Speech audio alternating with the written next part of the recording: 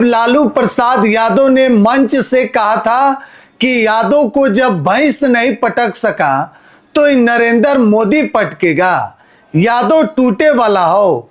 और आज भी यानी कि साल 2026 में भी यादव अपना नेता लालू प्रसाद यादव को और तेजस्वी यादव को मानते हैं। लेकिन बांकीपुर विधानसभा जो उपचुनाव हुआ उसमें यादव किसके साथ गए, इस पर भी हम आज बात करेंगे। लेकिन थोड़ा सा हम आपको अगर फ्लैशबैक में ले चले तो आपको बताएं कि राष्ट्रीय जनता दल पार्टी जो है 5 जुलाई 1997 को लालू प्रसाद यादव ने इस पार्टी को बड़े ही अरमान से बनाया था। लालू प्रसाद यादव उस वक्त जनता दल का हिस्सा हुआ करते थे और चारा घोटाले में लालू प्रसाद यादव पर जब दबाव बना, पार्टी के अंदर आंतरिक विरोध हुआ, उस वक्त लालू प्रसाद यादव जनता दल छोड़कर राष्ट्रीय जनता दल का उन्होंने स्थापना किया। जिस वक्त दोस्तों लालू प्रसाद यादव राष्ट्रीय जनता दल का स्थापना किए, उस वक्त उनके साथ 17 लोकसभा सांसद और 8 राज्यसभा सांसद थे। पार्टी उसके बाद बनी और राज्य की मुख्यमंत्री बनी राबड़ी देवी। लेकिन सन 2000 में जब बिहार और झारखंड का बंटवारा हुआ, उसके बाद बिहार की सबसे बड़ी पार्टी बनकर राष्ट्रीय जनता दल उभरी। राष्ट्रीय जनता दल को लालू यादव ने सामाजिक न्याय, अति पिछड़ा के लिए, अल्पसंख्यक का बात सुनने के लिए उन्होंने पार्टी बनाया था। लेकिन मौजूदा वक्त में बीच बीच में आरजेडी जो है कभी कांग्रेस के साथ गठबंधन की तो कभी जेडीयू के साथ। आपको मालूम होगा 2015 में कांग्रेस और नीतीश कुमार की पार्टी जनता दल यूनाइटेड और राष्ट्रीय जनता दल तीनों मिलकर चुनाव लड़ी थी। साल 2020 में किस तरीके से जेडीयू एनडीए के साथ मिलकर चुनाव लड़ी और 2025 में भी बीच बीच में तेजस्वी यादव का एक बार सरकार बना 2015 से 17 में, और इधर फिर एक बार नीतीश कुमार जब बीजेपी का साथ छोड़कर तेजस्वी यादव के साथ आए थे उस वक्त, यानी कि 2 बार तेजस्वी यादव बिहार के डिप्टी सीएम बने। खैर, अब हम बात करेंगे बांकीपुर उपचुनाव को लेकर। दोस्तों, बांकीपुर उपचुनाव इस बार सबसे बड़ा संकेत दिया है। प्रशांत किशोर की बड़ी जीत हुई है, वो भी भारतीय जनता पार्टी के सबसे मजबूत गढ़, सबसे मजबूत किला में। 1995 से लेकर आज तक भारतीय जनता पार्टी के उम्मीदवार ही यहां से चुनाव जीत रहे थे। उस वक्त जब लालू प्रसाद यादव की पार्टी, नीतीश कुमार की पार्टी, कांग्रेस सब साथ मिलकर चुनाव लड़ी थी 2015 में, उस वक्त भी बांकीपुर से बीजेपी का परचम लहराया था। बीजेपी ने यहां अपना झंडा लहराया था दोस्तों। लेकिन इस बार क्या कुछ हुआ? क्या यादव इस बार टूटे हैं? क्या जो मुस्लिम वोटर को आरजेडी अपना कोर वोटर मानती है एमवाई समीकरण को लेकर, तो क्या मुस्लिम और यादव वोट प्रशांत किशोर के तरफ शिफ्ट हुए?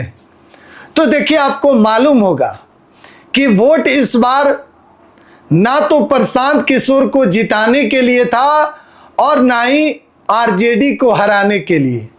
वोट इस बार बांकीपुर की जनता ने दिया है बीजेपी को हराने के लिए। इस बात से कहीं दो राय नहीं है दोस्तों।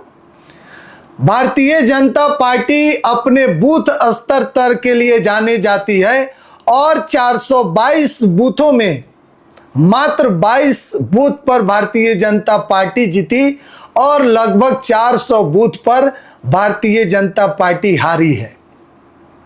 तो इसका साफ संकेत है कि इस बार लोग, बांकीपुर की जनता भारतीय जनता पार्टी को हराने के लिए वोट की थी, ना कि आरजेडी को जिताने और हराने के लिए। लेकिन आखिर क्या कुछ हुआ?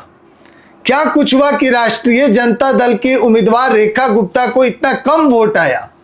इसके पीछे की सबसे बड़ी वजह है कि जो यादव वोटर थे वो आज भी अपना नेता तेजस्वी यादव, लालू यादव को मानते हैं।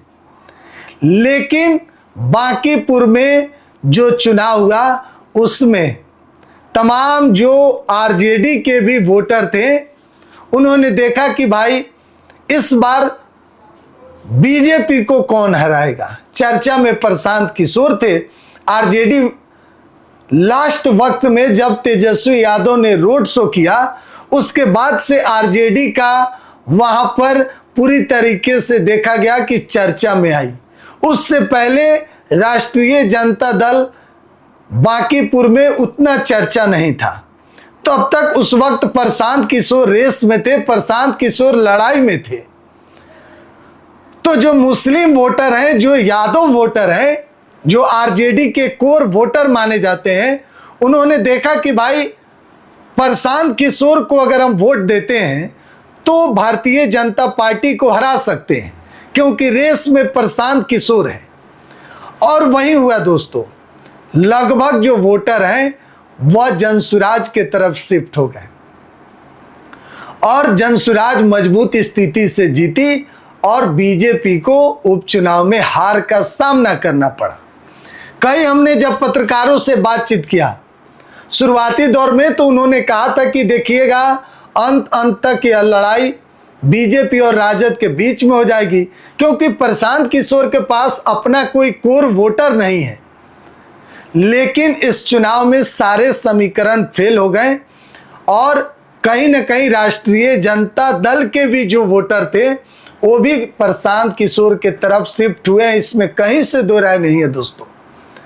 लेकिन उपचुनाव था, प्रशांत किशोर को लेकर लोगों के अंदर विश्वास था, भाजपा से नाराजगी थी।